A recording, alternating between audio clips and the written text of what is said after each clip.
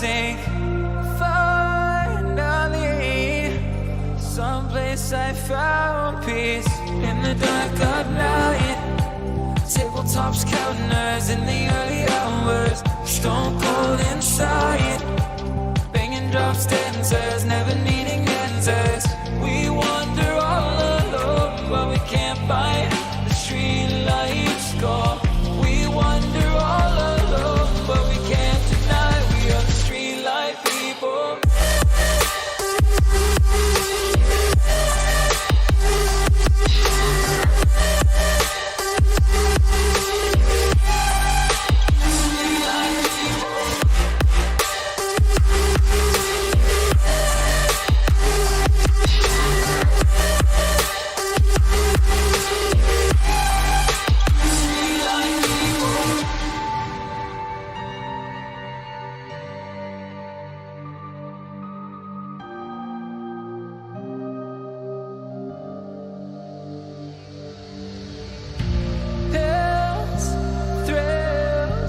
Chasing whatever kills. For so long I forgot how it feels in the dark of night. Tabletops counting hours in the early hours, stone cold inside. Banging drops, dancers, never needing answers. We wander all alone, but we can't find the street lights go. We wander all alone, but we can't deny we are the street light people.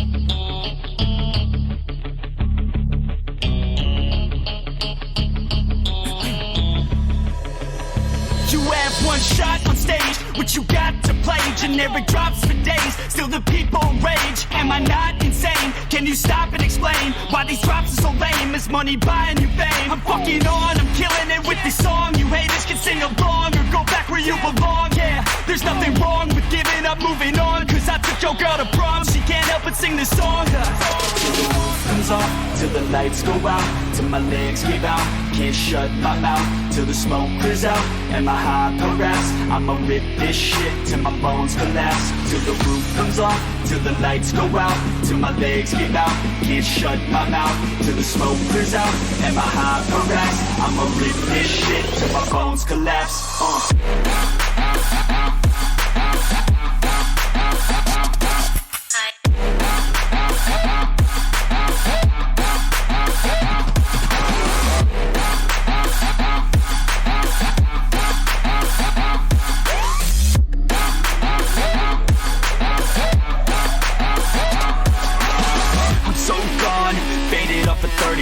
She's so on like a light switch, flirting back. There's nothing wrong with the way that she's working that. I just want that body bad, come on baby, bring it back. I'm so gone, faded off a 30 rack. She's so on like a light switch, flirting back. There's nothing wrong with the way that she's working that. I just want that body bad, come on baby, bring it back.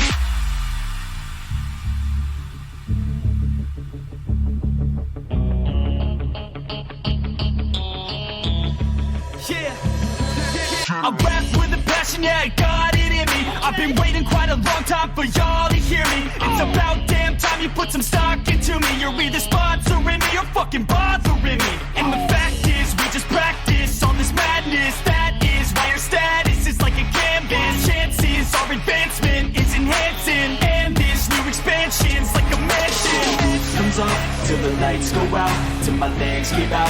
Can't shut my mouth till the smoke clears out. And my high progress, I'ma rip this shit till my bones collapse. Till the roof comes off, till the lights go out, till my legs give out. Can't shut my mouth till the smoke clears out. And my high progress, I'ma rip this shit till my bones collapse.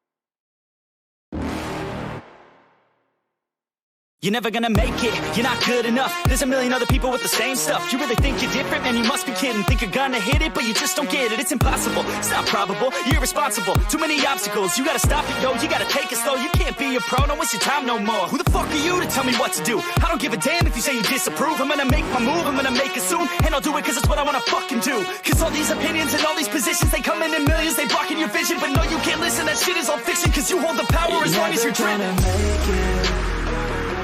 There's no way that you make it. And maybe you can fake it, but you're never gonna make it. Are you just gonna take that? Make them take it all back. Don't tell me you believe that. Are you just gonna take that? Or will you fucking fight back?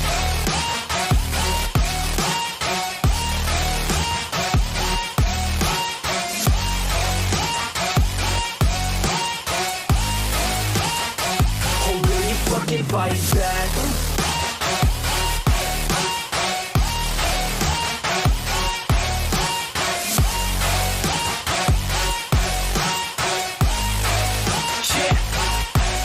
You ain't gonna make it, you ain't never ever gonna break it. You can never beat them and they're better than you face it. Thinking that they give a damn, you're not thinking straight, kid. No, they don't give a damn, you got what I'm saying? I'm not fucking playing, I'll give it to you straight, man. There's too many others and you're not that great, man. Stop what you're saying, stop what you're making. Everybody here knows that you just faking. Nah, I don't wanna hear it anymore, I don't wanna hear it anymore. All these fucking thoughts, they are not what I need anymore. I'm about to shut the motherfucking door on all you poor ass haters with your heads in the clouds. Talking out loud so proud, you better shut your goddamn mouth before I do more speak out. It's about to head south. Never gonna make it.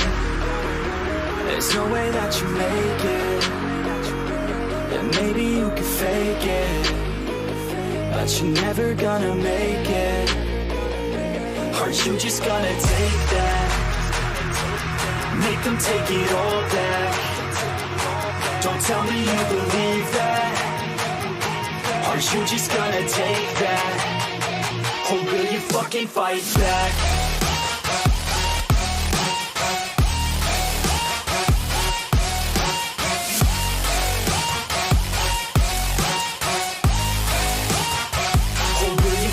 Fight back.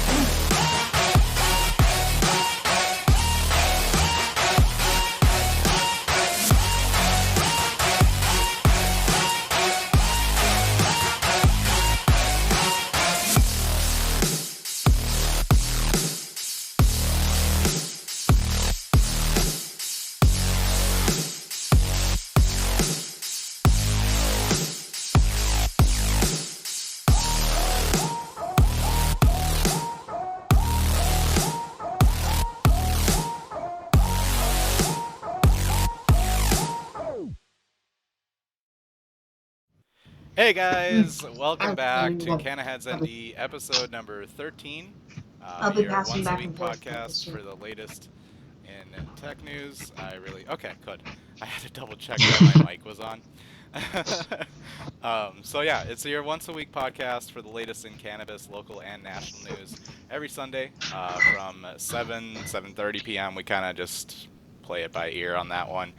Typically, we go for an hour to an hour and a half.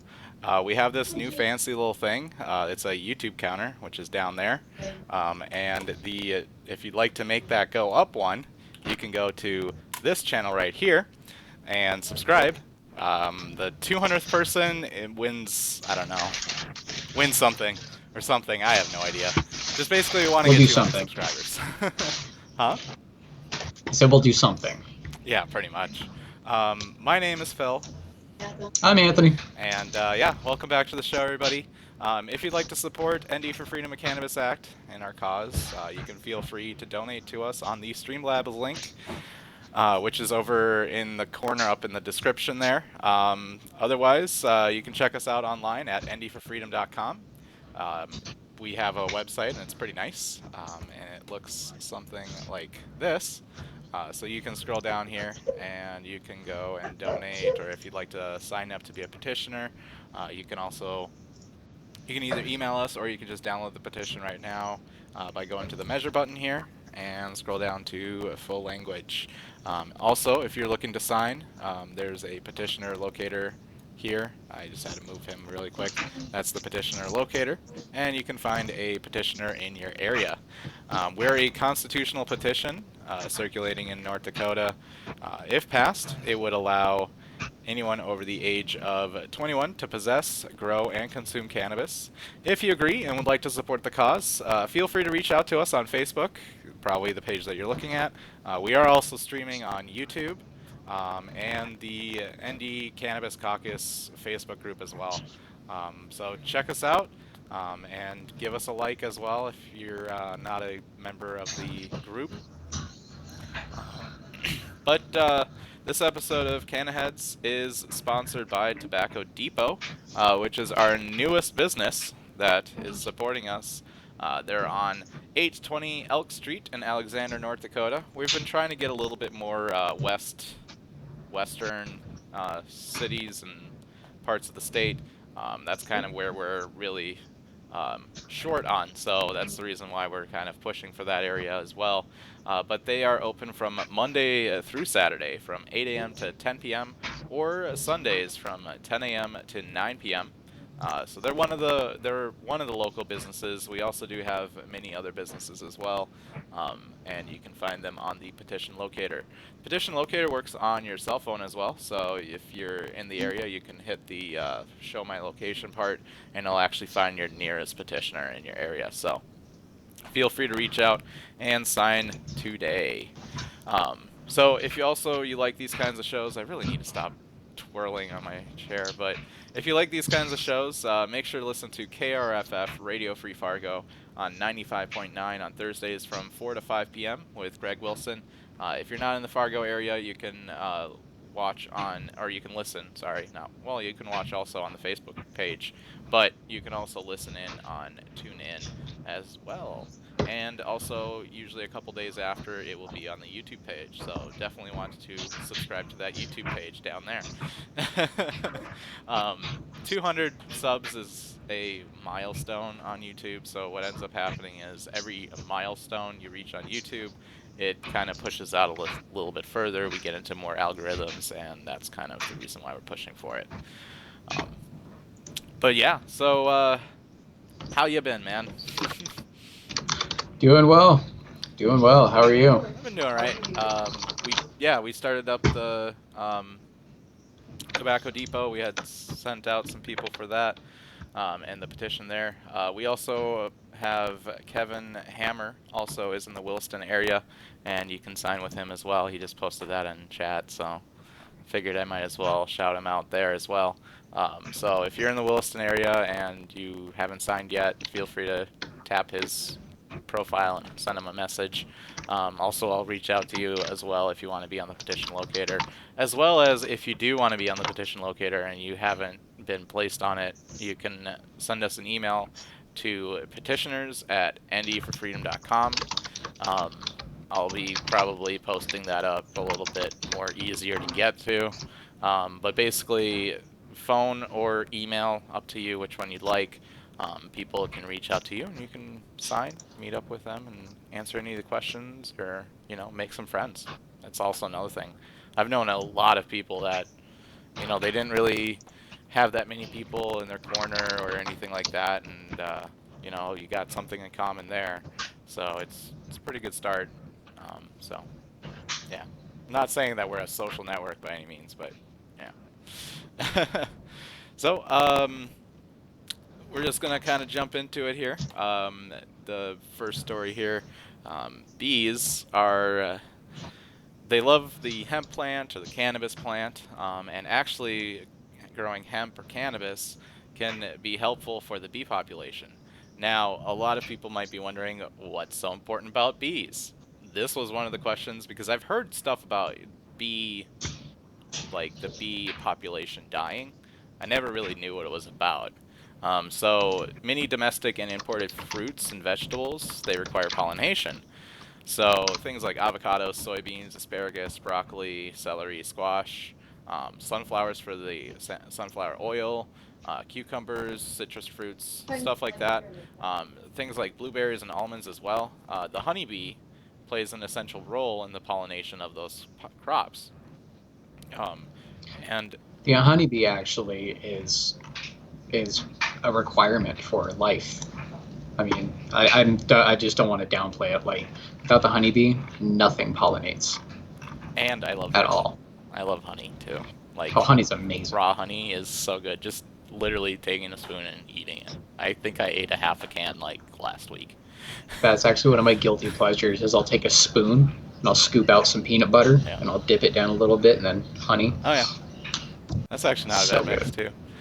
So actually, 80% of the U.S. crops are said to be dependent on the honeybee. So Hmm. things like even clover and alfalfa, which are used to feed cattle as well. So it's not only like the fruits and vegetables that you consume; it's also the vegetation. Wow, it's the vegetation that cows and animals also consume as well. So it has many implications, meat and dairy industry as well. So that doesn't even include the products that are made with honey. And a lot of stuff is made with honey. Some of it is like, high fructose corn syrup, but there's also a lot of like natural foods that are made with honey. So the findings, there was a study previously published in Colorado State University, and they found that the honeybee, so this little guy right here, was attracted to cannabis plants because in the late season, usually like in the seasonal floral death. Wow, that just. Why is your audio? I just switched my source. Oh, yeah, that's That was super totally hissy. me. I was. Is it still? Yeah, like it sounds like you're in a wind tunnel. There we go. Better? Yeah, there we go. Perfect. I don't know. I don't know what it is sometimes. Yeah. I have like multiple input devices as well, and like I did a stream actually once on the webcam mic. That was terrible. Yeah, no, I just realized I was on my webcam. And you're getting that quality? That's pretty good. Okay. But So is my quality good now? yeah, good enough. Okay. So yeah, this little guy here, they usually like it because usually towards the end of the floral season, when there's a lot of flowers dying and stuff like that, hemp is a pretty strong potential to enhance pollinations and the pollinator populations, so bees. So it gives them in the late season the ability to feed and to pollinate, and because of that, it allows them to basically survive through and continue and live a little bit longer. So because of that, that's the reason why they found that this was an important enough study to do. They say that just from hemp right now grown, whatever, that it could increase the population of no less than 16 varieties of bees. And that's just in the northeast part of the United States. So these little guys are very important, and this is a looks like a very important plant for us to keep these little guys alive. And I don't know, it's kind of interesting just because like there's so many things that that has a benefit from growth, like hemp plants and cannabis plants. There's so many things that can be benefited from it, from just allowing the growth of it. It's a weed, so like it's not a huge upkeep. It's just the hardest part of the upkeep of it is getting around the law. Essentially, like it's a weed. It grows everywhere. So it's yeah, it's kind of a big deal. Here's another little quick story here.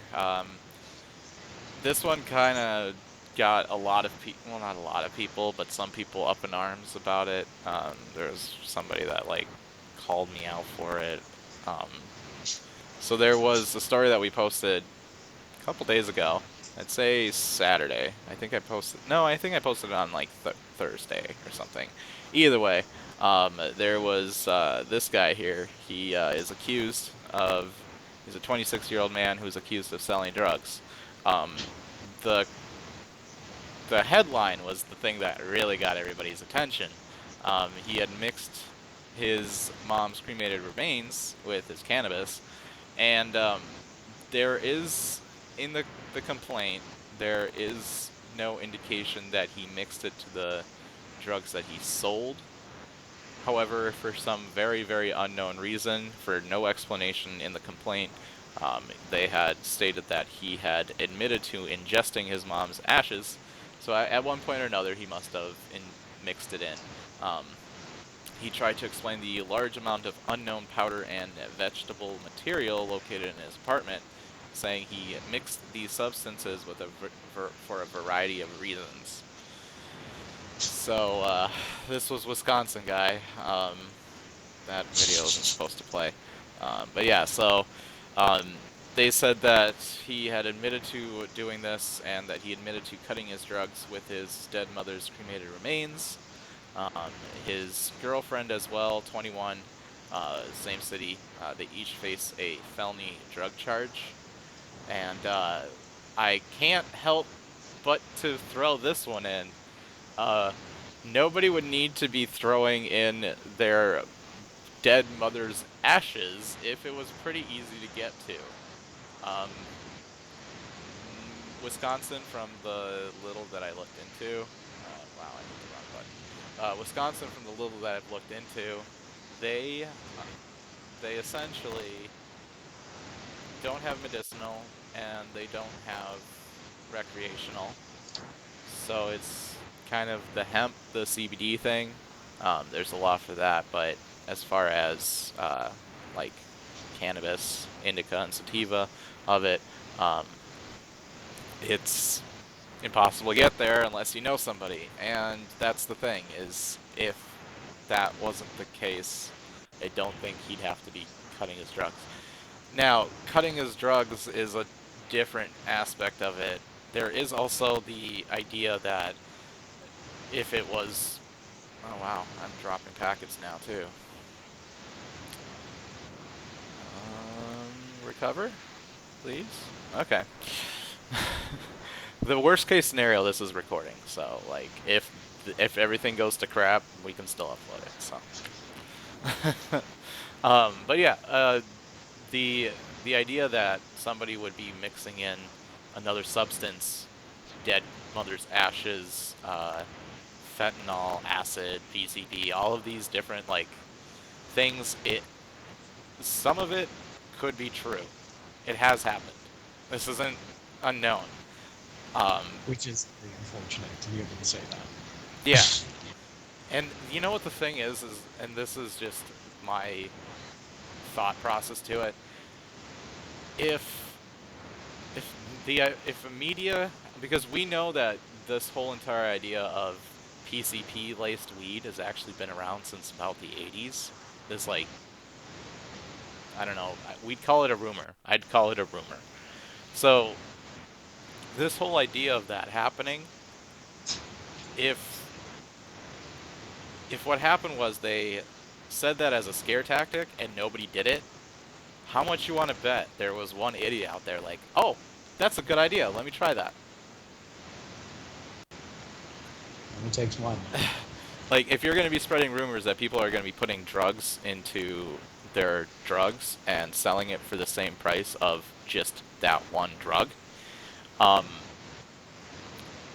then it's just as bad as actually having a case of that. Saying that this is what happened in media, like only in news media, because we have had it happen. I don't know if it's happened in North Dakota, but we have happened that there were people that were like enhancing the cannabis with other drugs. Like they kind of want to do like a mixture, because some people mix it with opiates and stuff like that. It has like a different effect, a synergetic effect. Some people have done that, and some people have fucked up and overdosed. Actually, I have a little story about that. When I was in high school, there was a kid who they figured out they could take, it was cannabis, an amphetamine. I don't want to say it was Adderall, but it might have been. And a little crack, actually. And all ground up incredibly fine. And they figured out a way to run it in a pressure cooker. Without abs, I know, whatever, but they ran it in a pressure cooker and it didn't destroy it. And it actually became like a problem around her high school. Like, okay, but then here's the question. Of that, were people selling it for the same price as just the cannabis, though? Like, is somebody just putting free drugs into somebody's drugs? No, God, no. Exactly. Like, I think that... But that's what, no, just you reminded me of that. And like, because you were saying it happens, and it's like, it very much so happens. Some high school kids figured out, I can get a good deal on some crack, and I can get a good deal on everything else. Why not really inflate it, you know? Yeah. And the thing is like, the mixtures and stuff like that, like, we also see that in, well, alcohol. There's different blends of alcohol. Most of your, like, mixed drinks, like Mike's Hard and stuff like that, that's a malt liquor. That's usually, like, with lemon juice and stuff like that. But then we also have, like, drinks that you'd buy at a bar where there's whiskey and then there's vodka or whatever. Like, you mix it. I don't know what... I'm not a bartender, so I don't know anything about, like, bar recipes. But basically, mixing different substances or different alcohol has been a thing for a while. It's no different. There's different different strains. We can also make the part of, there's hybrid strains with, like, you got sour diesel mixed with like Blue Dreams, and I'm not 100% sure if those two strains are related, but like you basically have two different strains and you make a hybrid of it. Indicas have different feelings and sativas have different feelings, and we got the hybrid strains. So we're kind of always already experimenting with things like this. I mean, I don't think that anybody's going to grow a opiate cannabis. That'd be weird, like a poppy cannabis. I don't think that seems possible. But mixing substances has been a thing for longer than it's been illegal, essentially. So the saying that people are mixing that kind of shit, that's scare tactics, just from that idea alone. Like, we've already been mixing stuff. I don't know how much lower I can lower this bit rate, but I'm going to try it again. 7200 at 1080p apparently. Let's try that. Okay, you're just not going to take that. Got it. All right. I'm trying my best, guys. If it's dropping out, the better quality of it will be up. I mean, I'm at 19 frames per second. I don't know what it is. I think my internet's just not liking me today.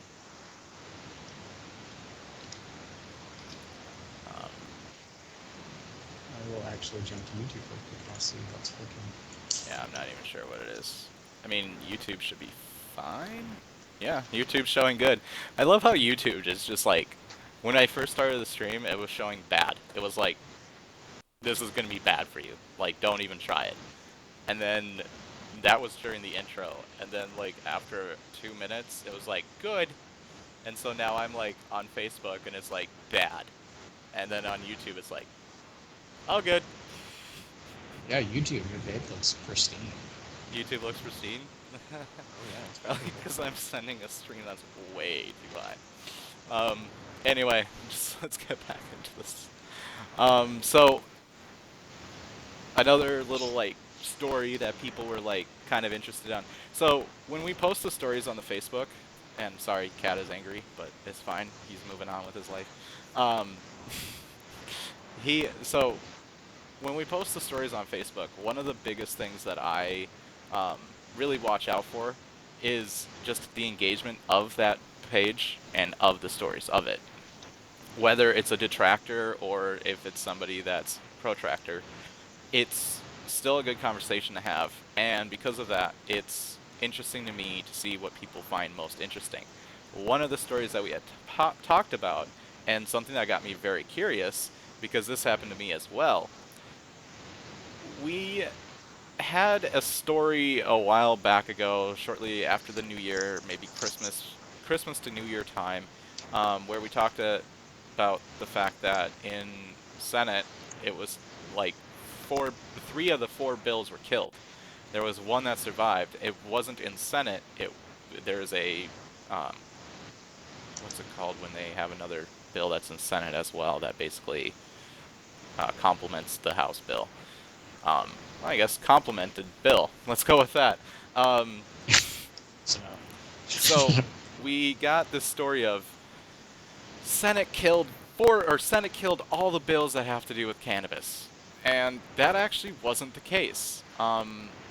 More survived because it was still in the House. So that's not to say that when it hits Senate, it has any better chances of it.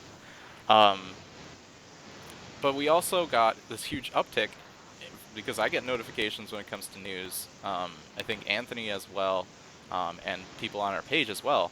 We all get these notifications of different news stories that may be related to us, and these are the things that we post. We all got this story of more, and the fact that it says House Judiciary Committee approves bill to end federal marijuana prohibition. And that was a story from a long time ago. So I found it interesting, and I kind of did a little bit of research. Well, what ended up happening was actually, so this is the Moore bill on GovTrack.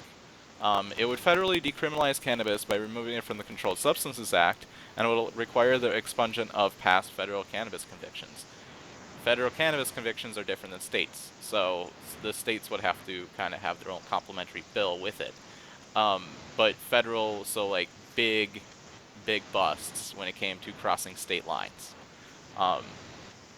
So the bill would establish a cannabis justice office to administer a program to reinvest resources into the communities that have been detrimentally impacted by prohibition. And it would fund a 5% tax on state legal cannabis commerce. So states would have this federal tax attached to it.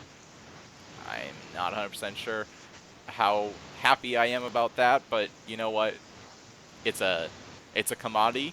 It can be taxed, and because of that, I am totally okay with taxes. Maybe 5% is a little high in some states, Illinois, for instance. Because imagine paying 35% for your or 30% for your product. Like, that's insane. But while we're all busy watching the impeachment, which, by the way, didn't know that the impeachment was going to run on a Saturday. Yeah, 6 days a week. Yeah, I honestly, I was actually more shocked that it wasn't on a Sunday at this point. Like, I don't even know what the schedule is, but, I mean, I've been watching it. Anyway, while we're all kind of busy watching the impeachment, this thing is actually, what happened was on the 15th, it went and entered the Health Committee. And this is the reason why we actually all saw these notifications. We saw old news stories from November, so nobody wrote a new news story, but this actually popped right back up. So what ends up happening is it had passed Judiciary Committee. It's going to go to the Health Committee, and it's probably going to go to a couple other committees. Economic Committee, I don't know what's the name of the actual technical term for that, but it's going to go to many more committees. So we're going to see more and more movement of this story. So everybody was just like hammering us like, oh my gosh, why are you talking about a news story from a month ago or from 2 months ago? It's still a story, and it's still interesting, and just because it's old doesn't mean that we can't look back at it and figure out, what it's good at and what its shortcomings are, and we can grow and talk together. The stories, news stories in general, are just to start a conversation. So rant over. But yeah, it was the only bill that survived and getting cut. So that's the reason. So the thing isn't dead after all. It does have a 50% prognosis of passing House, I believe. I don't think this is taking into account. Oh no. Yep. So there's a companion bill. Companion bill, that's the name of it. So yeah, there's a companion bill, and its primary sponsor is Democrat Nadler. So it's written. I mean, it's written by somebody who's had time in Congress and kind of knows or has political experience. I don't think Nadler's been in for that long. I think it started at the beginning of last year, or like mid of last year after primaries. But either way, this was how long? I don't know. He's New York's congressional district. Anyway, so yeah, it was actually kind of updated, and that's the reason why we got all this. I don't know, like, what do you think when it comes to stories that we've talked about them before, we've posted about them before, something, they got killed in House, they got killed in Congress? There should be some reason to talk about it after that, right? It's not like it's dead and done and over with. Definitely, especially when it comes to cannabis, it's going to be a topic brought back up. Yeah. Good. And it's good to have conversations about it, because based on the history of certain topics, cannabis for instance, things that come up in the future are also going to be you can relate the things that you heard in the past to the things that happen in the future, and you can have a pretty good conversation with somebody knowing the history of a topic. I think a lot of people, when it comes to certain topics, I can guarantee you almost 2% of the people that you talk to about impeachment, like including me even, we are basically regurgitating stuff that we read on the internet about a week ago or a day ago. Sometimes during the conversation. There's nothing wrong with that. But No. going through this, like for instance the impeachment, if another impeachment happens sometime in our immediate future, in the future when we're still alive, let's hope not, but stuff like that, you can relate the things that happened during this impeachment hearing and this impeachment trial to another impeachment that might happen in the future. And because of that, because we're physically witnessing it, I mean, I was 12. No, I was 9 during the Clinton impeachment. So that was 99, right? 97, 99, somewhere around there. Sorry, so you go ahead, and I'll find that. Yeah. Like, obviously, I don't remember the Clinton impeachment, is what I'm trying to say. And because of that, because I'm witnessing it as an adult, I can understand that, what I'm seeing, I can remember, and if it happens again, I can actually understand how the impeachment system works. It was from December 19th of 98 through February 12th of 99. Yeah, 99. So I was 9. I was born in the 90s. So, when it comes to stories like that, if you've seen the story before, good for you. If you'd like to talk about what you heard before and add to the conversation, go right ahead. But don't say delete this now, because that's not going to happen. And I'm going to make sure that doesn't happen. So, yeah, no backseat driving is basically what I'm trying to say. It's been kind of just like a crazy week when I don't know what it is about the impeachment. I don't know. Maybe it's the political climate. People are just like hardcore lately. I don't know. It's interesting, but yeah, it's just kind of interesting how people react. Oh, let's see. 11% drop frames. Perfect. That's what I wanted. That's exactly how I wanted that to happen. Let's see, does that get it better? Nope, still dropping frames. Alright. The better quality version will go up probably about an hour after this. So, Steve Marshall, which is the Alabama, yes, Bama. Yep, Alabama Attorney General. It's kind of a little bit of backstory before we jump into this whole thing. So basically, there was a group that was set up when it came to studying medicinal marijuana. They finished their study on Friday. So on the 24th, it was an 18-member committee, and they basically listened to. They held 3 public meetings. They had met 4 times. They had 3 public meetings. It heard from presentations for and against, and professionals in the industry, similar to what's going on in North Dakota as well, or what went on in North Dakota. I'm not sure if that's what the outcome of that has been, but they listened to people from the industry and groups and committees that have been made in other states to listen to their experience. They had found that although some medical studies results are inconclusive and some results are mixed, there is a strong scientific evidence that both hemp and marijuana contain compounds that provide significant relief for symptoms of certain specified medical conditions. So this guy, let's make it a little funny. This guy was like, hell no. He told legislators this week in a letter that he opposes a proposal to legalize and regulate marijuana products for medicinal use in Alabama. This guy was like, dude, if you guys make it medical, I'm not going to be able to get so many people in jail. Essentially. He did a little bit more than what most politicians and most lawyers, he's a lawyer, I mean, he's Attorney General. He did a little bit more than that. He did actually have sources in this letter. He essentially,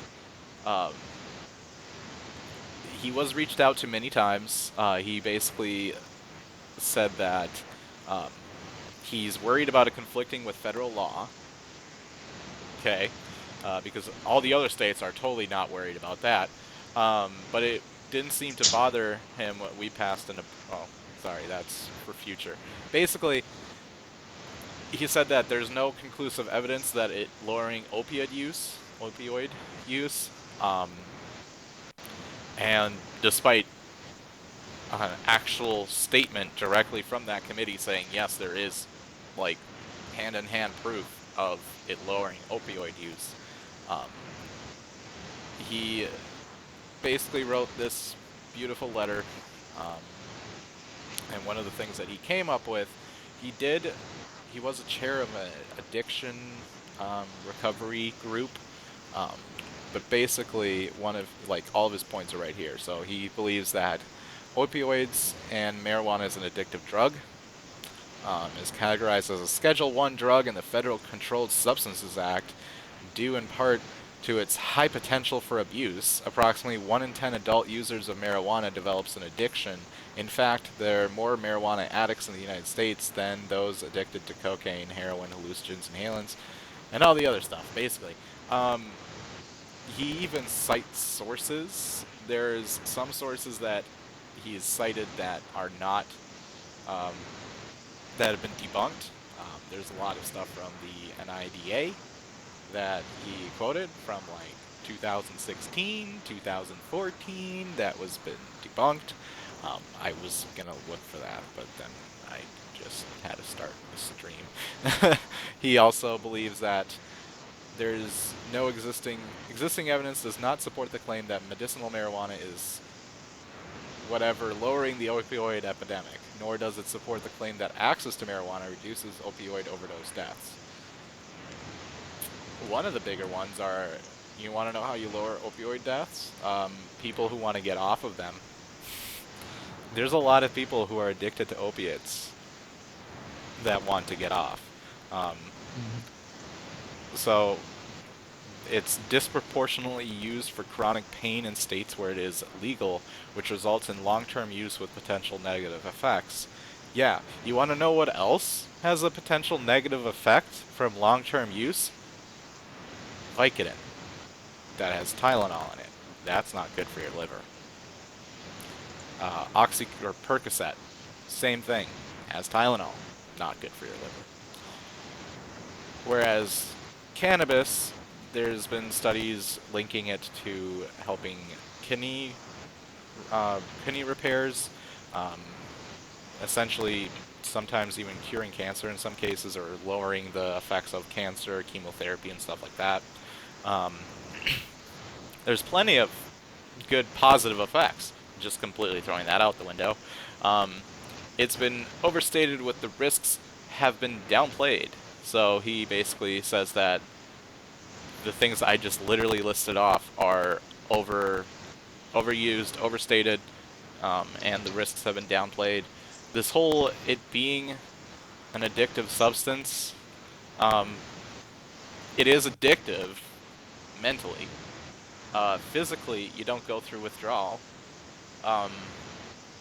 Mentally, I mean, it's not the addiction, like, it doesn't fuck up your brain, it just makes you think about it, and you want to get high again, and yeah, that's for recreational users. As far as medicinal users, they tend to better their lives because of it, specifically because it helps alleviate any symptoms that they may be having, and actually lets them function as a normal, it has a better, what's it called, quality of life.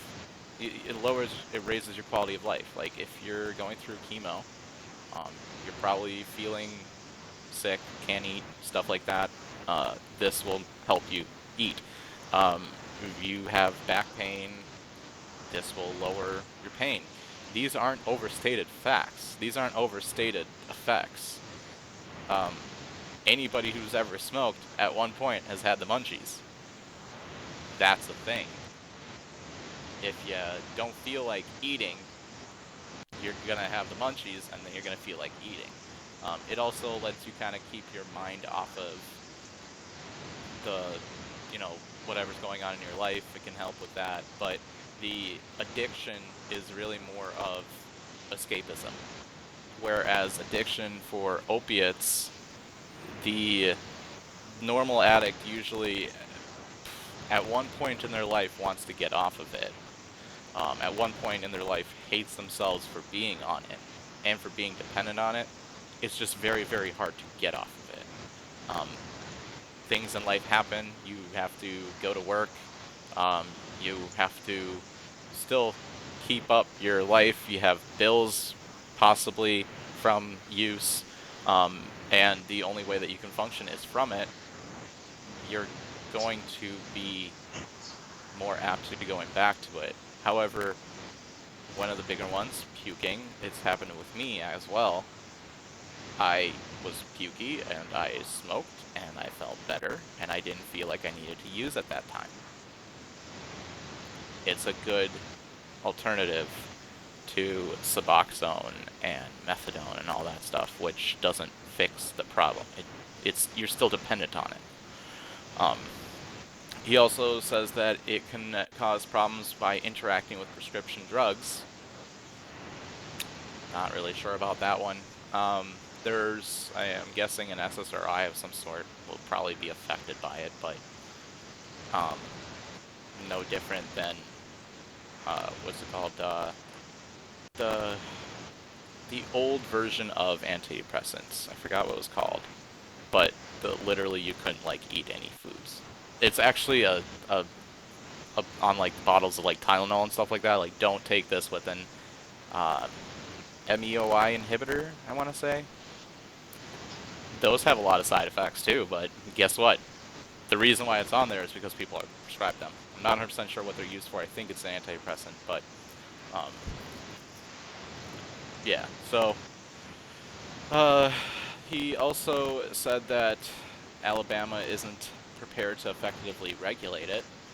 Um, well, when it comes to the regulation part of it, um, that that he's worked in the ongoing crisis of opioid addiction and overdoses, and he's been reached out to by Melson, this guy that was on that committee. Reached out to him numerous times, never heard back. He invited him to the meetings and to meet with him to discuss any headaches that he may be having. He wanted to minimize the headaches on the Attorney General, just like he would on district attorneys and law enforcement. I'm sure a district attorney or two talked at those hearings. I'm sure there's some law enforcement professionals that talk there as well. If since he's worried about it conflicting with federal law, it didn't seem to bother him when he banned abortion.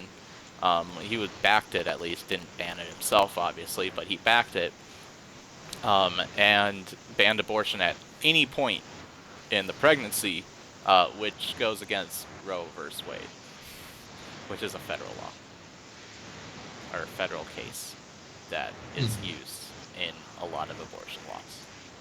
So obviously he didn't have a problem with that. So I'm not 100% sure why he has a problem with descheduling or allowing medicinal marijuana and lowering its schedule. But to each their own, I guess.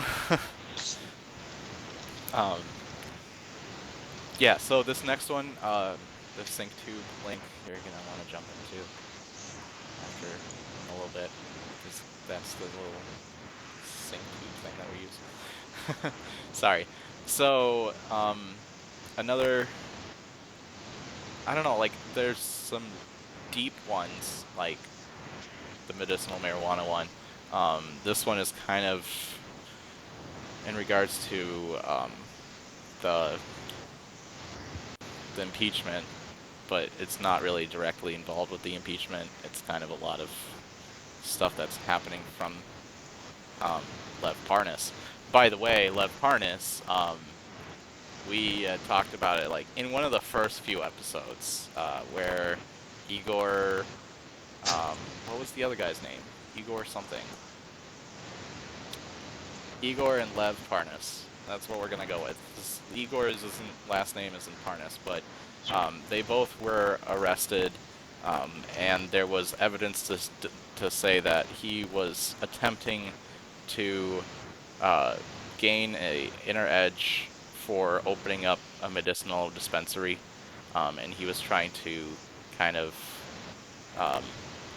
grease some elbows and throw in some money to people's re-elections, to get a seat at the table to allow himself to get a dispensary. It's kind of a weird story.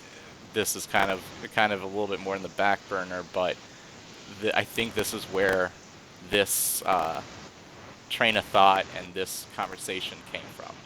He almost slips up in this story, but let's jump into it. Trump says marijuana makes people lose IQ points in secret recordings. April 2018, he was at a dinner with, Lev Parnas, who he claims he has never met. He talked about cannabis by asking Trump about state legal marijuana businesses having lack of access to banking services. So he broaches this subject, and despite his I don't know. I think he just kind of pushed him off to the side. But in November, he had met with some public health officials in the vaping industry, and he has suggested that drug prohibition doesn't work. He argued that people will continue to seek out the illicit substances and that they would endanger public health because they aren't regulated. So he had done this, and then he kind of walked it back in this recording. This was recorded on somebody's shitty iPhone on the table because you can see a light.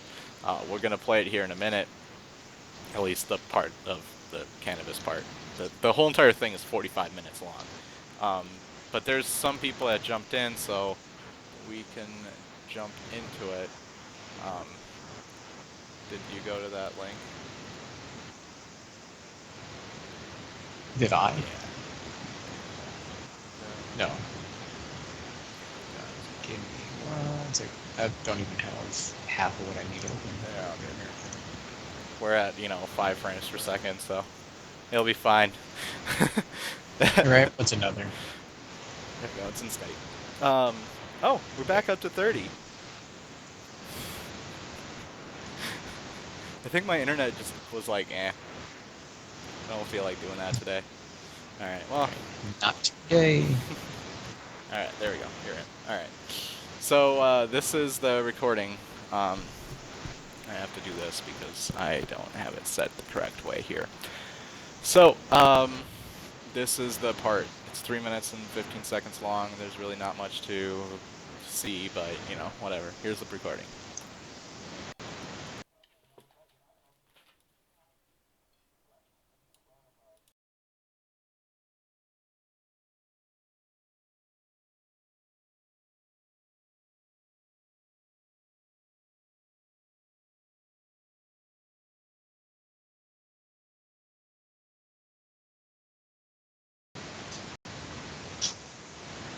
Let's try that again, because apparently that did not want to work.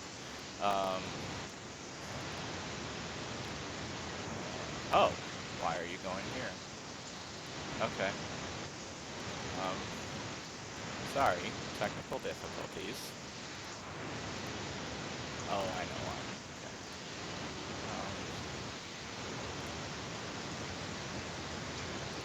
Okay. There we go. All right. Let's try that again. The biggest problem with the banks accept the money. It'll be. It's all working out. I love this place. So. Yeah. What? Have you thought about allowing banking in some of these states that allow cannabis? From the banking to allow them to bank the money? Yeah, well, the cannabis, look, you're talking about marijuana, right? Right, but we're talking about just the states that are I'm talking about. Why you can't do banking legalization. there? That's the biggest problem because none of the banks Yeah, accept the money. it'll be. It's all working out. That whole thing Because is. that's so important because I of don't know the- if that's a good thing or a bad thing. I'm talking You know, about it's the a big issue with a lot of people. I'm talking about the taxation of money. Well, the reason why I'm The saying military is and the vets, it's a big one there. exactly. Well, the reason why I'm bringing it up is because we've been working very hard to try to figure out how to help with the midterms and everything that's going on. And like you said, I think it's a tremendous movement with a lot of the But do young. you think the whole marijuana thing is a good thing? I think there's it's a combination. I think it's something that is in the future, and no matter how you look at it, I think it's something that's already so far out that you're not going to stop it. I think you need to be ahead of it, and I think you need to control it and Because in regulate Colorado, it. they have more accidents. It does cause an IQ problem. No, there is minuses. Right. No, there is You lose minuses. IQ points. Yep. But then you take a look at your opioid crisis and then the veterans and the But it's children. actually good for opioids. Yeah, Yes. it's fight against, yeah, I'll say this, Better alternative. yeah. between that and alcohol, as far as I'm concerned, alcohol does much more damage. Much more damage. So, You think, huh? you don't see people driving, even 100%. you don't see people beating their wives Well, this is marijuana. It's just this different. is It's this is what I want to recommend. I agree. What I want to recommend to you The issue is not to move one way or the other, but what I want to recommend is to set up a committee. So now, A bipartisan committee, Does that no justify politicians, letting marijuana- but I just think the leading num- people in the industry so You're you at could least have getting your voted ear here. and so you could know I what's think the going on numbers to are make the so- right decision. It's such a skewed By just issue. putting the committee Yeah. together, Republican, you I embraced think it. will give you such a And one of those boost extra events- in the one midterms of by, the- with a lot of the millennials, a lot of the minorities. I can't. A presidential committee on cannabis to be able to, set up, we got a lot of professionals, like even Boehner right now joined a group lobbying. He's started switching Banner from the House Speaker. So I think there's a lot of people that if you get the right information, one of the things I did also, I'll leave it behind. There's some statistics and information that I think is extremely important for you to take a look at. That I think for the midterms could be, again, we're not talking about going one way or the other. I think the most important thing is for you to be ahead of the game. Because we got 30 states that already legalized it. You got over 90% involved in that business. I'm not involved in that business, but I have a lot of friends that are. I'm in the energy industry, but I've been watching it evolve over the years. I live in Florida. I've seen what it does in Florida. I've seen Florida doing now with the rich.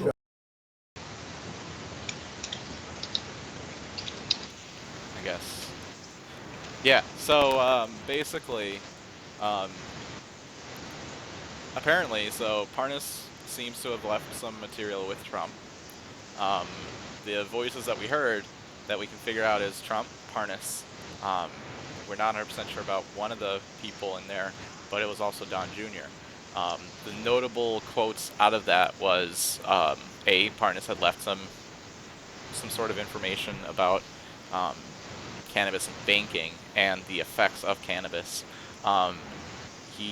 Trump basically said, "Do you think the whole marijuana thing is a good thing?" And then is like, "But it's actually good for opioids?" And he asked that as a question. One of the people that we are not 100% sure who it was basically saying it's a better alternative to prescription painkillers. So at this point, this is when he learned about what cannabis is. Then Donald Jr. actually said something like, I can't believe I'm agreeing with him. That he basically told Trump that alcohol does much more damage, and you don't see people beating their wives on marijuana. And he said, it's different. It's just different. So it seems like what Parnas was trying to get Trump to do, and this is like just talking as a lobbyist, basically. He has suggested that Trump set up a bipartisan committee with no politicians, which I'm not 100% sure how that works, but to examine the issues and make recommendations to the president. Essentially what he said, and like I can't believe I am fully agreeing with this Ukrainian guy, that this is going to happen, whether he likes it or not. Whether it happens in his presidency, whether it happens in a future presidency, or whether it happens when he's not president. Those things, he says that it's going to happen. You might as well be the one to pioneer it. You might as well be in front of it, and you might as well set it up the way that you feel is best for the country.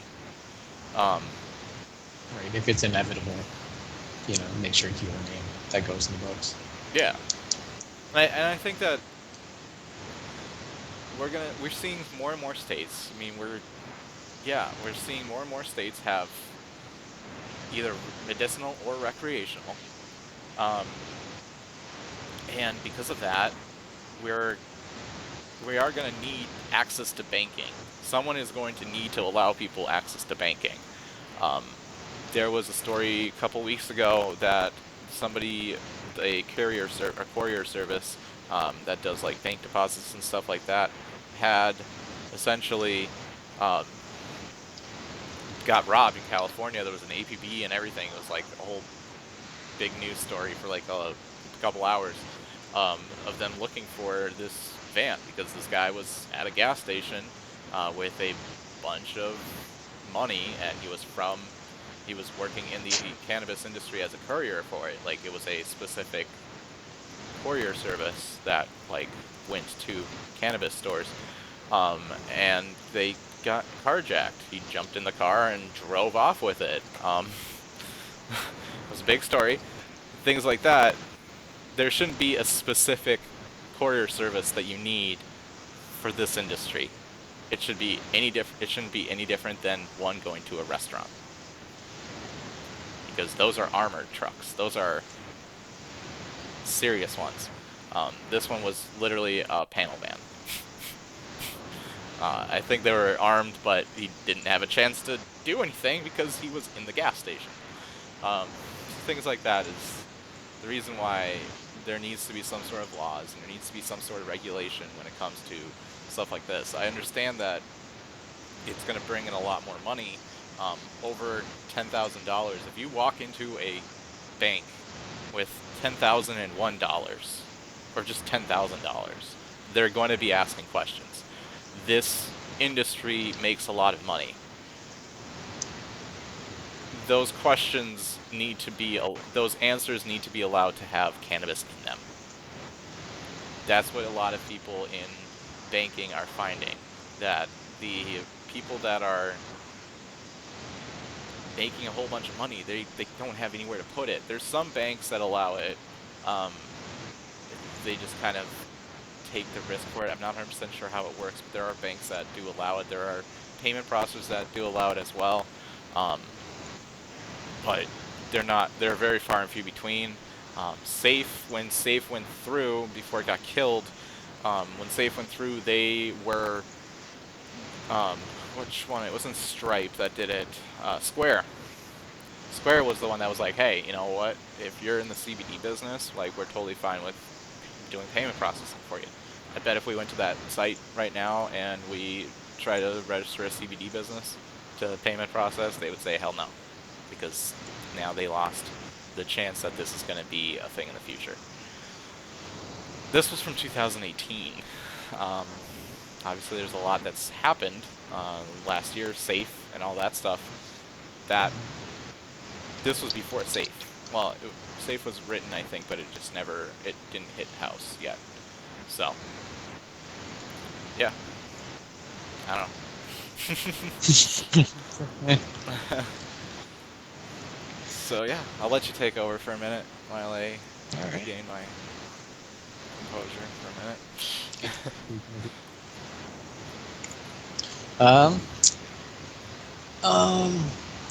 Marijuana legalization of some sort is expected to hit 40 states, which that's huge news.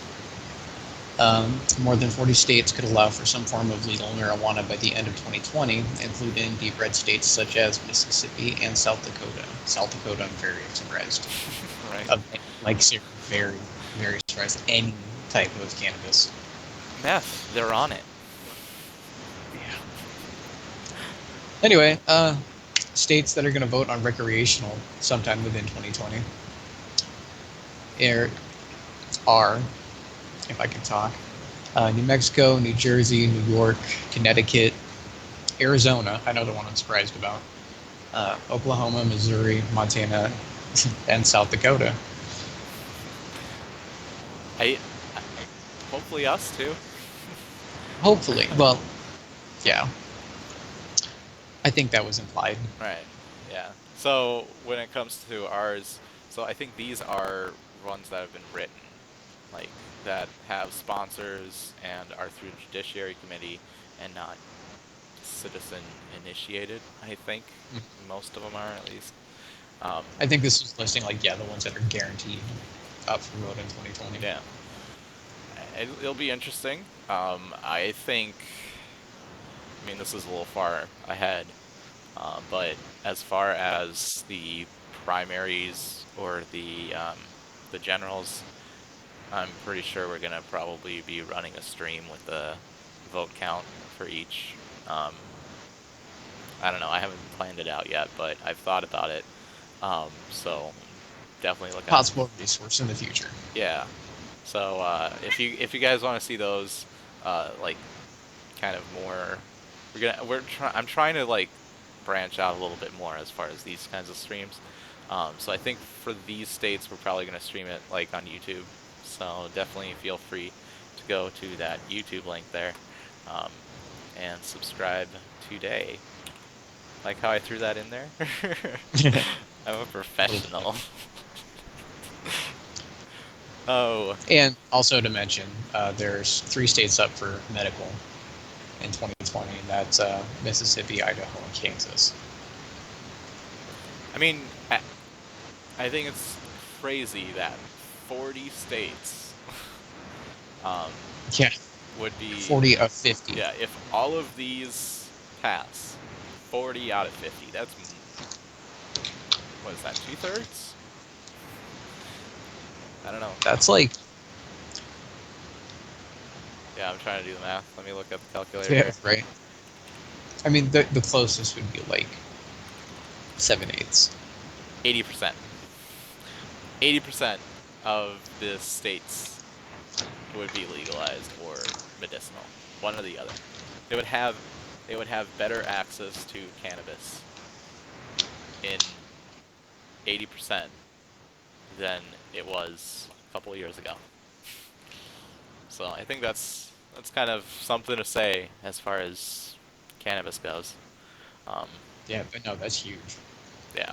And, Moving forward, right. um, That's the wrong button. Austin, are you breaking stuff? No, I'm hitting the wrong buttons. Go ahead. The Austin, Texas, the Austin City Council approved a resolution to stop arresting or ticketing people for most low-level cannabis possession offenses. Super progressive. That's awesome. Unfortunately, the chief of police, Brian Manley, said during a news conference that marijuana is still illegal and will still enforce marijuana law if we come across people smoking in the community. Which, it's kind of strange to say smoking in the community. Yeah. Like you're going to continue to follow arresting and ticketing people for cannabis, but you specify smoking, which I doubt people are going to be doing anyway. Just walking down the road, smoking a joint. Yeah, like nobody really does that. Yeah. I mean, I think if one thing that Prohibition has taught in regards to this is that because the fight is so hard, that people would be more adult about their decisions. I think, like, when it comes to alcohol, the Prohibition era was so long ago. Like, if you've ever been to Vegas, there are people walking down with brown bags in their hands. Same in Phoenix. Yeah. I think it's almost everywhere. In North Dakota, it's just too cold to do that.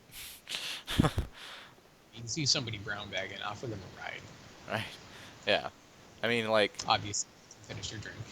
Keep it legal. Right. Yeah, so, like, I think that's the only good thing that Prohibition has done. Yeah, like... What's this guy's name? Let's see. Brian... I know, I totally agree. If there's one thing Prohibition has brought us, it's a little civility. You know? It's turning into a bipartisan thing. It's bringing people together. Here's the guy. Here's a whole bunch Just of what the pictures of government wants to hear. Their Prohibition is bringing everybody together. As far as bipartisan, yeah, I mean, it really is. Like, there's Republican senators and mayors and stuff like that have broken that, like, talking point and is like, no. Like, when it comes to partisanship, the one thing that really just blows me away is that there are people out there that are so in tune with their party that even if it's something that you can obviously see in their eyes that they don't believe in, they will still defend it to the very bitter end.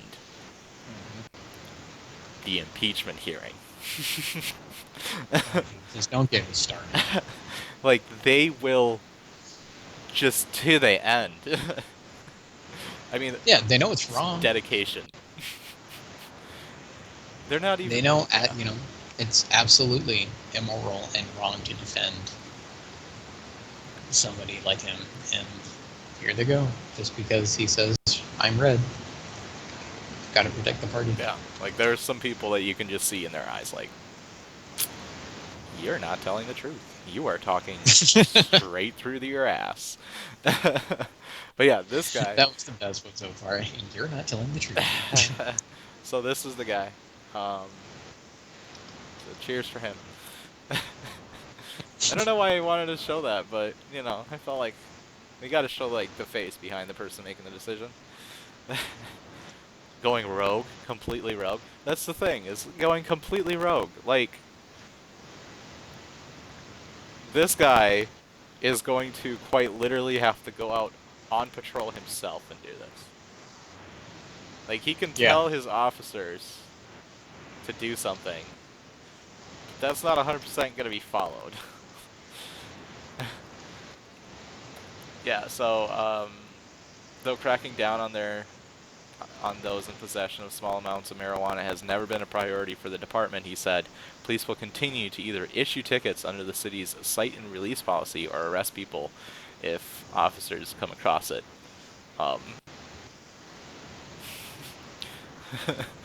So if it wasn't a priority in the first place, what's the point in giving it a crap now? Just to prove a point that you're still in control, like. I'm wondering if the reason why he's doing that is because that whole entire thing that we were talking about before, that there are some people that are like, look, I don't know if that's totally legal that we don't ticket people or we just let people smoke and or do medicinal and all that stuff. It's still federally illegal. Are we going to get in trouble with the feds? Like, I'm wondering if that's the mindset. That might be, but like, look at news and like Google it. How about that one? Google it. It happened. It was really harsh. It was a harsh crackdown at first. California, there were raids everywhere. They noticed that didn't work so well. They raided a place. A week later, it was a hydro. A week later, 2 more popped up. 3 more. 4 more. It just kept on going, and at some point, like, those resources are wasted. So, yeah, I guess the city council, so the Austin City Council has the right to be like, hey, state law don't matter about it, we're just not going to do anything about it. Seems a little weird, though.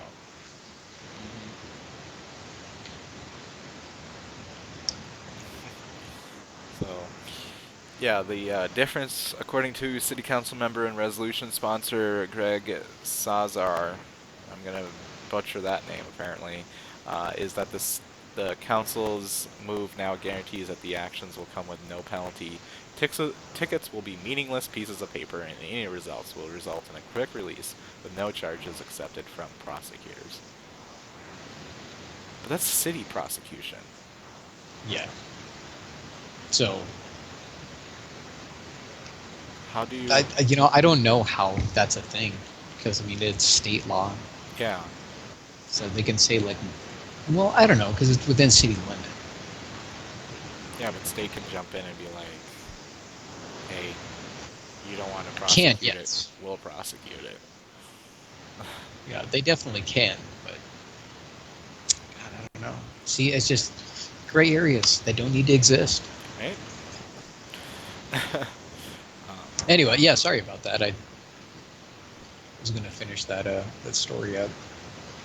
Oh, did I cut you off in a story? I'm sorry. No. I was like, I thought like I paused too long and you just carried on. No, I'm just kind of going with it. Honestly, like, these are more just, yeah. We start off super professional, but like about 80% of the way through, we're just like, yeah. So many things have gone wrong. Honestly, it wasn't going wrong. It's just getting comfortable. Right. I mean, we did run at 5 frames per second for about half an hour, so it's all right. My kitty cat says, all is well. By the way, I don't know, I'm just a stickler when it comes to things like that. Like, I get furious when, like, I pride my show in this whole entire thing on some resemblance of production value. So Right, like the product of your effort. yeah, so like when the show runs at 5 frames per second, I get annoyed. Physically annoyed.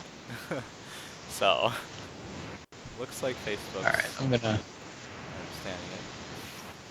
open this up because there's a word. This last story here. There's a word I'm looking for here before we dig into this. Okay. Okay. Is it's Steyer, right? I think I've heard Stoyer. Stoyer. I don't know. Let me That Google is it. weird pronunciation. Tom Steyer sounds familiar. How to pronounce? Now the professionalism's out the window. Right? How to pronounce That's Tom Steyer. terrible. Somebody made a YouTube video that's a minute long on how to say this. Alright, let's hear it. Okay. Hold on. We're hearing how we say it. Oh, okay. See, that's for the professionals. This is a really weird video. I'm not hearing anything. Oh, you're going out the wrong speaker. Okay. Well, how the hell is that supposed to work, Phil? I don't know. Oh yeah, Tom Steyer. This is such a trippy video. What the hell did I just launch on? Alright, go ahead. You, whatever the hell you're watching, please send me a link. I wanna see what It was on stream. It's literally like the dude's name on a white screen and then like a swirly. Like it was like hypnotizing you. of a kind of Steyer. Yeah. Oh, I thought you were going to show us. Anyway, billionaire philanthropist. Tom Steyer is calling for the legalization of marijuana and decriminalization of opioid possession. Now, I know we talk a lot of shit about opioids, but I dig this. I really do. He's quoted as saying policing marijuana use has led to too many unfair incarcerations and predominantly impacted communities of color. I can't find stats to back that up. There's plenty of statistics to back the overwhelming impact it's had on communities of color compared to everyone else. There are 6 proposals. There's a little bit of a paragraph here. There are 6 proposals in the drug war section, including legalizing cannabis and expunging prior marijuana convictions, ending mandatory minimum sentences, and empowering judges to use more discretion in nonviolent drug cases, diverting people convicted of drug offenses to treatment or drug court, ending the sentencing disparity between crack and powder cocaine, which that's another big one. That's still a thing. That's the fucked up part, is that's still a thing. That's the intelligence that we allow our criminal justice system to operate under. Yeah. God forbid you mix some baking soda. Yeah. Sealing records of certain drug convictions and decriminalizing opioids, while investing $75 billion in treatment programs and holding pharmaceutical companies accountable. I'm assuming that means accountable for the expense or the $75 billion. I'm thinking as far as when it comes to opioids, but like we attempted to. That's a shit show, that story. What was the name of that company? Should find that. Eli and Lilly, I think? Yeah, Lilly sounds familiar. Yeah, oxycodone manufacturer. I think it's Purdue. Purdue. So, Purdue got sued. The suit was valid. They got fined like an insane amount of money, which wasn't even proportional to how much money they made. Like, it was a small amount. It was like 2%. That weekend, they filed bankruptcy. They said that they couldn't pay it, and they went to bankruptcy court. In that time, there was emails that were in the discovery of the first suit that came out, in which they said, if this happens, we're filing bankruptcy. I think that's still going on as far as like if the bankruptcy is valid and if they're going to accept it, and if so, then they're going to have to obviously have what's it called, state manager or bankruptcy manager, something like that, where they control like how much goes to who, and who, if there's going to be an order for paying that out of the amount of money that they file for. Now, I just want to say, in case this like really gets out to where people can hear it, whatever judge is presiding over that bankruptcy thing or whatever, you're a fucking monster if you let them get away with this. Yeah. Honestly, we all kind of, like, I saw it, like, on Friday or something like that, and then on Saturday I saw the bankruptcy part of it. This was, like, a couple months ago. I think this was November or October-ish. And I saw that, I'm like, oh, not surprised. Moving on. Like, I expected that. Like, I don't know. Yeah, you kind of see it coming. It was like 2% or something. It was like something really small, and it was in the billions, but that's like percentages, not single-digit percentages of their income. Like, insignificant. And yeah, it was. They said that when they left the suit, they like Judge Judy camera moment type of thing, where they made a press release, and they're like, "Oh, you know what? The judge didn't do the right math. He needs a new calculator." Like they made fun of him. The judge that basically just, I mean, handed down a fine, but could have made it a hell of a lot worse. I mean, I think they were looking at criminal prosecution in some cases or something like that. Either way, the story goes is they knew full well throughout the time that their roxycodone product was out that it was very addictive. They were coming out to doctors' offices and basically, you know, being like, "Hey, our product is non-addictive," despite having emails before talking about addicts and hoping they die. Just shitty people doing shitty things. That really, That's probably the lightest way I've ever heard it. shitty right people there. doing shitty things. Yeah, just shitty people doing shitty things. Like, these people are fucking monsters, And- they should be ashamed. And you know what's themselves. the fucked up part is that's the only reason why we're talking about opioid decriminalization. Is you've gotten people addicted. Like, this company is most likely, you know what? Honestly, what should happen is this company should be the one that pays to pass this bill. They should basically be forced to donate all of their money to anybody who's running and or trying to pass a bill that would decriminalize opioids, because they've created that problem. Like, Right? No shit. Like, how are we criminalizing and demonizing people while there's a multi-billion-dollar company behind their addiction who, before Oxycontin, before that really took off, I mean, there's record of them talking about they know of the addictive properties of it. I mean, it's an analog of morphine, correct? yeah. Okay. Morphine has been known to be highly addictive for fucking ever. And they tried to say, nope, not addictive whatsoever, while they're speaking in private about how it is addictive and how the more people they can get hooked on it, the more money they can make. Yeah, they legitimately just labeled addicts like, hey, those are cash cows. Yeah, and then we turn around, and when they can't afford to get the pharmaceutical grade of what they're seeking, then they go from cash cows to criminals. And the fucked up part is they also produce naloxone. Yeah. So they just Then basically do it on both ends, and they actually do naltrexone too.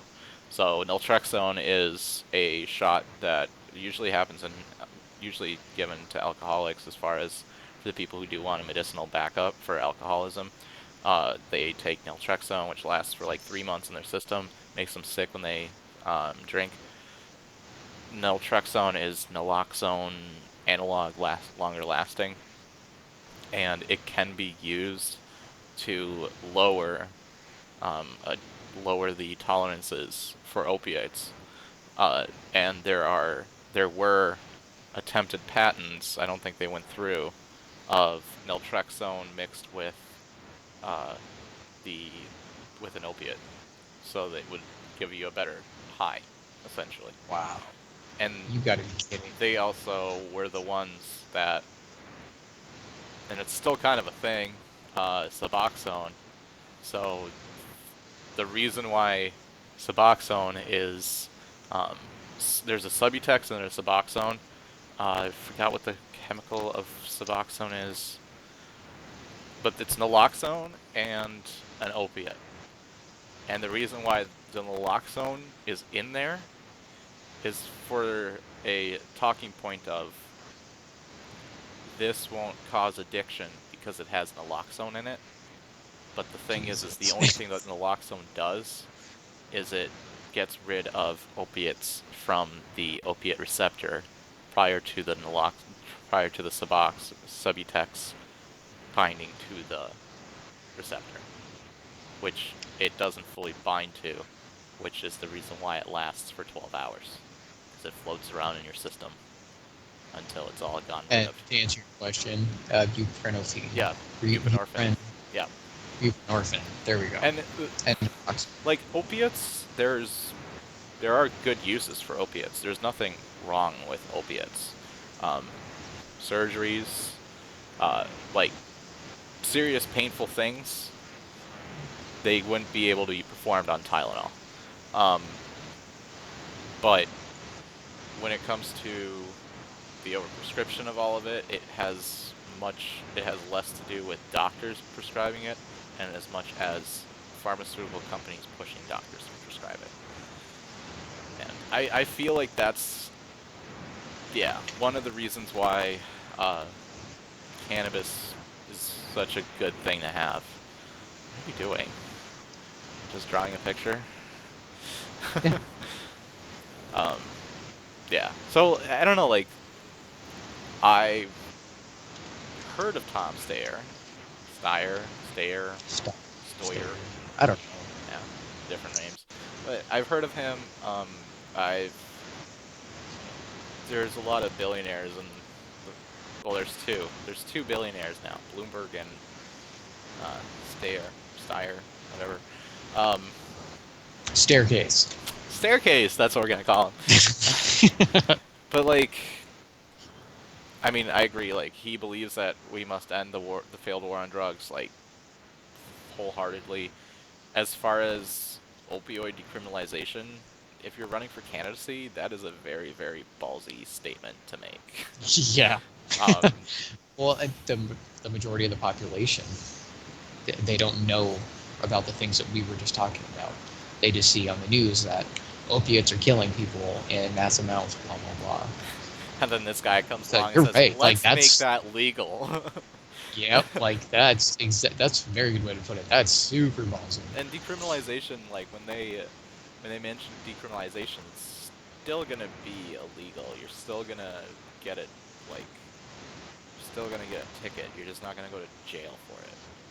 There's still consequences, just not to the extreme. Which is actually very helpful if you're addicted. There's actually statistics out there that people are afraid of going to rehab to admit to this addiction. Specifically because 2 things.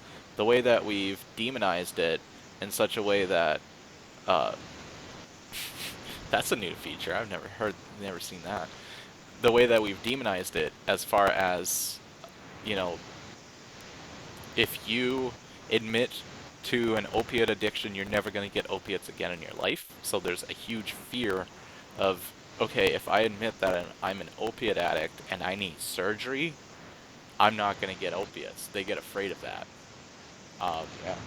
Actually, I have a good thing on that one. I'm always talking about how, especially in my early 20s, I refused to see a doctor. I mean, I used to have terrible problems with my tonsils, and I refused to seek treatment because being a young male in my 20s and having tattoos immediately looked at as if I'm seeking drugs. Yeah. So imagine if I admitted and allowed it to be on my record. Hey, no, what's funny is, like, I've been to rehab for opiates. I have an opiate charge, and I have no problem getting opiates, like when I need them. Like, I don't obviously go to doctors and doctor shop, but it's usually looked at like, if you go there and you just directly ask for like, oh, what about opiates? Like, they're not going to give them to you, no matter if you've been charged, if you've been to rehab or anything like that. It's just not going to happen like that. Oh, and I never have. Yeah.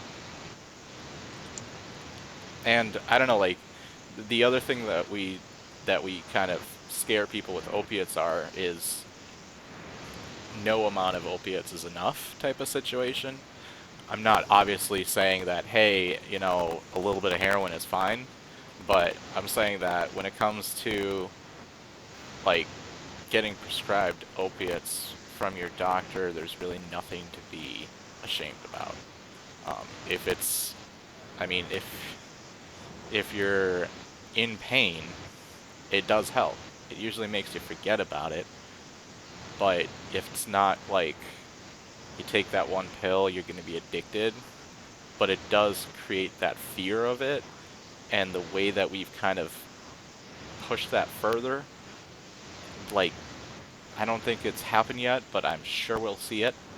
You know, the anti-smoking companies, which are also really fucked up, the tobacco companies that also are tobacco-free America.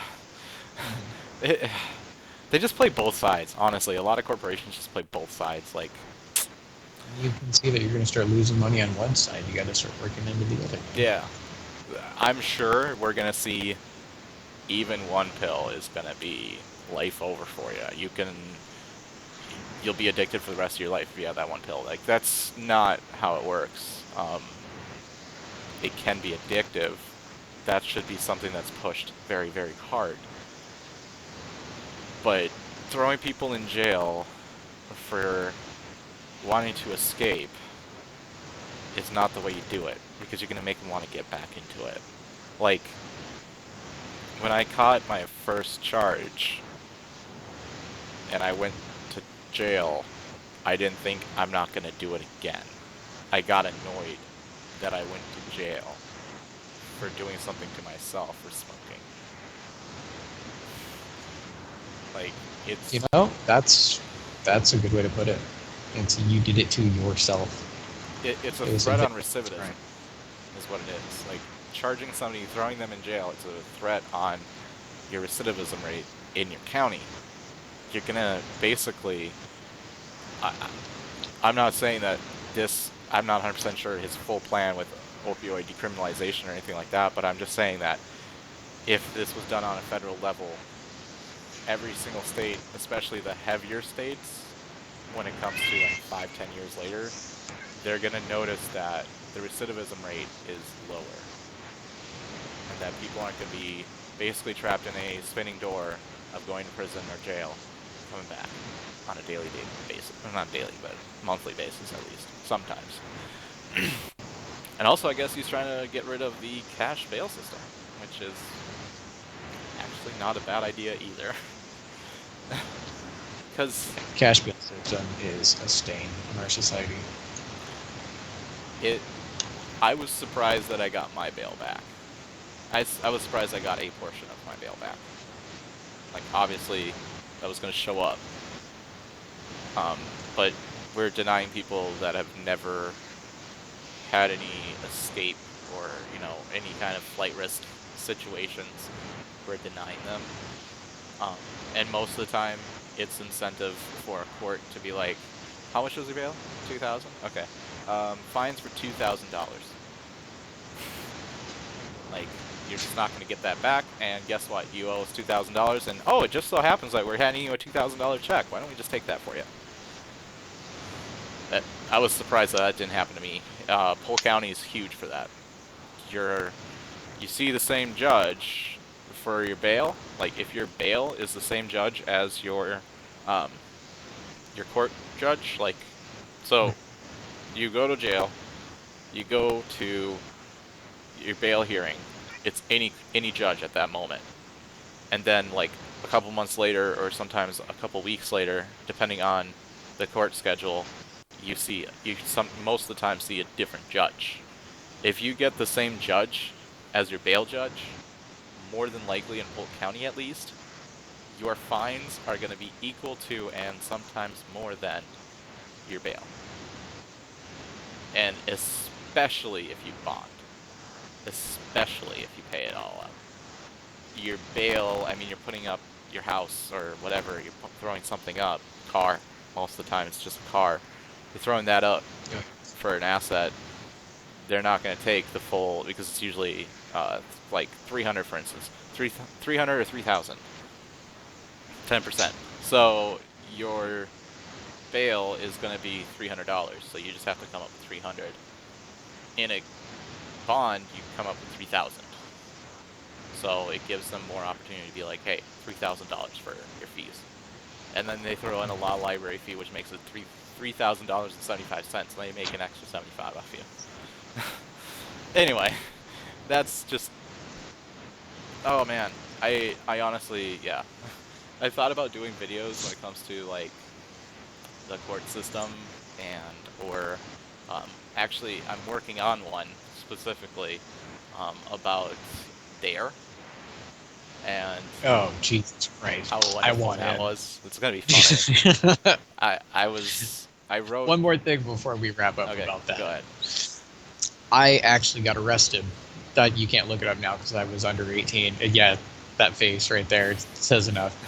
I was arrested when I was 15 years old for burning a DARE t-shirt.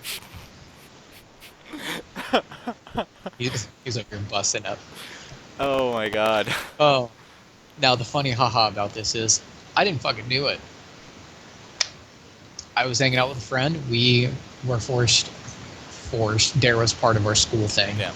And her and I got done, and we got done with the graduation from DARE, and everybody got a t-shirt and like pencils and all that crap. When we get back, we were hanging out in her garage and of course smoking cigarettes like teenagers are supposed to do. And she gets this great idea that she hates authority, fuck the police, and DARE was not worth our time. She just lights the damn thing on fire and tosses it out into the driveway. So neighbors start coming out because t-shirts make a lot of smoke. Do they? Probably. I can understand that. Well, at the time, I don't know what they used for the printing back then. And it's smoking a lot. So I'm like, shit. I grab a shovel, pick it up, and I go run it out. And I toss it out into the side of the street so that way it doesn't light anything on fire. And the second that shovel let that shirt go, cop around the corner. Wow. Yeah. You got arrested. I didn't go for peace. it? I booked it. Yeah, I ran. I made it halfway across town, and they found me hiding in a jungle gym, like a school play area jungle gym. I learned more about drugs and how they weren't as bad as everybody was telling me in DARE. Yep. There's statistics Real out there. DARE made it seem more appealing. Huh? DARE made it more appealing for me to figure out what that They shit was about. normalized it. Like, they went through and there was like a week was a different class of drugs. Like there was an amphetamines, there was a opiates, there was a barbiturates, because that was still apparently a threat. Like alcohol and all that stuff. And like, I think actually if anybody's been linked to my YouTube channel before, there's actually a video that I made about DARE. And it was a school project. I think it's still on there. I don't know. It might be privated, but it's hilarious. I'm going to be so pissed off if private. this is not a thing. I want to see it so bad. Yeah, but like I learned more about drugs then, because the funnier part is we broke up into groups and we were supposed to do these like worksheets or some shit like that. And quite literally, like, this is California. So 3/4 of the people there were fucking smoking, at least at one point in their lives. So we are doing this thing about cannabis and how it's bad, and like half of the class is stoned. And I started smoking a little bit at that point, but I wasn't like super into it. I didn't really know too much about it. I just like smoked with a friend every once in a while. But like, I went to that class high just to say as a fuck you. But there's like statistics out there that the people who took Dare were they had a higher chance of trying drugs because of that class. Like there's literally, yeah, there's a lot of statistics out there, and I was kind of making like a list of the statistics yet, but I am probably gonna do a video about it. Just because it's a really interesting story. The start of the whole entire thing. There's scholarly. Me? There's scholarly articles Oh yeah. about Oh yeah. failure. It was a huge failed experiment. Like, yeah. The way that Dare started was it was an officer that wanted to help his son, like, stay off drugs. And they made it sound like this huge thing, when really it was a ploy to sell stuffed animals. And city councils got involved, and or not city councils, but city or school boards got involved, and they wanted to help the fund for this, so they pushed the sales of these teddy bears to get it into their school. It was self-funded completely, so the only way that it would happen is if every single teacher and every single student tried to sell at least one teddy bear. And that's where, or it wasn't a teddy bear, it was the lion.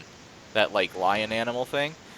It was that. Yeah, the Dare Lion. That Dare Lion was actually the stuffed animal thing that they were trying to push, and that was the only way that that happened in the school. But the curriculum between school to school differed so much that in some cases it scared people, in other cases it normalized it. So the outlook of Dare stayed with it was scaring students, so it kind of spread like wildfire by thinking everybody was like, oh, they're getting the scared curriculum, when teachers were kind of like, this is bullshit. So I'm just going to tell it like it is. And the people who got told like it is was the ones that were normalized, and they never were able to figure out like where it started. But the curriculums were so vast that, yeah, it was crazy. But it's going to be it'll be like probably a 10-minute video. I'll probably be funny about it. I don't know. Like, I've been working on trying to do videos just because our YouTube channel is like, I'm trying to get more content on our YouTube channel, but yeah, I don't know, just kind of a little foresight into it. So hit that like button in the Facebook page, subscribe to YouTube, and that's all that we have. But yeah, if you like this video, make sure to share it. Also check us out on YouTube, Canna Talk ND, not Canna Heads. This is a show on Canna Talk ND. But A for effort. yeah, right. It's like this isn't scripted at all, or anything like that. If you like the show and want more, check us out on Canna Talk with Wilson on 95.9 Radio Free Fargo every Thursday from 4 to 5 p.m. Or if you're not in Fargo, check us out in the Fargo-Moorhead area. You can also listen a few days later on YouTube, or on Listen In, or on the Facebook stream. That's the behind-the-scenes stream. It's actually kind of cool. There's like it's not a security camera, but it's like laid out to be. It's a little weird how they have that set up, but like that's not our fault or anything like that. It's just, I guess, the way that the camera was set up at Radio Free Fargo. But yeah, you get to like kind of see the behind the scenes as far as like who we're talking to and what we're talking about and behind the scenes. So it's kind of cool. If you would like to get some more information about us, check us out at ndforfreedom.com. This includes getting a petition or a copy of a petition. You can print them out. You can also message us on the Facebook page, and we'll mail you out one as well. Or if you'd like to find a petitioner, make sure to hit up that petition locator. Check out the petition locator. No, the locator. And also, like, just a quick little note thing, if you do have a completed petition, or you feel like you've gotten as many people as you want, it's totally fine to not fully fill out those packets, by the way. So, like, don't feel pressured. if you have sent those out, this was supposed to be at the beginning of the thing, and I spaced it. But if you do have those, make sure to fill those out, get them notarized, and to send them out to Jody, which is the first address on the cover page of it. It's in the kitchen right now. But, Yeah, I had one out too. which actually, why don't I just click on the freaking link and then I can find it? How about that? You mean part of that website that we put together? Yeah, that like website thing. It's so weird. It's the front page here. So we're just gonna throw you down here for a minute. How about that? All right. So yeah, it would be Jody Vetter, Jody Vetter, chairperson, which is at 2108 Boston Drive in Bismarck, North Dakota, 58504. She's the first address, chairperson. But if you do mail it to anybody on here, more than likely it'll get up to Jody. Also, if you do check out your local chair's Facebook page, if you don't want to mail it or something like that, you have some questions about finding a notary, there's chairs. So what you would do is go on Facebook, type in ND Cannabis Caucus, and then which city you're in, and it should find the closest one to you on Facebook. Otherwise, if you can't find that, it's like major cities, so Fargo, Bismarck, Mandan is kind of one. All of them are actually also in the description of this Facebook group that you're watching it off of. So if you hit the about thing, it's just a list of all of them. But if you contact one of the chairs, they can answer any questions for you. They can also take your packet as well, and we can just do like a massive mail out. So we're trying to get those in as much as possible, as fast as possible, so you don't lose it or anything like that. Also, check us out on the website. There's going to be some sort of update sooner or later. I promise. I really, really do promise. If you don't see a petitioner in the petition locator, and you know somebody who might want to be, have them send an email to petitioners@ndforfreedom.com, which will be on the website. But also, if you fill out the contact us page, that sends an email to me. So, and I'm pretty fast at replying to emails, like very fast. So if you have any questions or anything like that, you just want to shoot an email, hit the contact us page, or you can also go to my actual email, which is philip.pilko@ndforfreedom.com. But nobody's going to remember that, so just hit up the contact us page. If you'd like to become a petitioner or have an idea for what you know, that might get us some more signatures, contact us page. We more than likely would do it. Like, we're looking for anybody, like, if you guys want, you know, to petition at a, what's it called?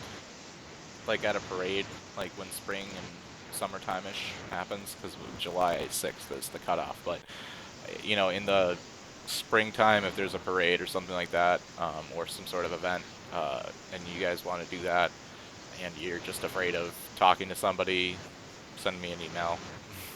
I'll probably talk to them, more than likely. I don't know. There's a lot of people who are like kind of afraid of talking to authority figures or something like that. So, yeah, that's what I sometimes do. One of the many hats. But yeah, if you have any questions, make sure to check us out on the page or on the contact us page in the ndforfreedom.com. Or, yeah, I already said that one. So my name is Phil. And my name is Anthony. And this has been Canna Heads, and we will see you guys next Sunday at 7:30 p.m. All right.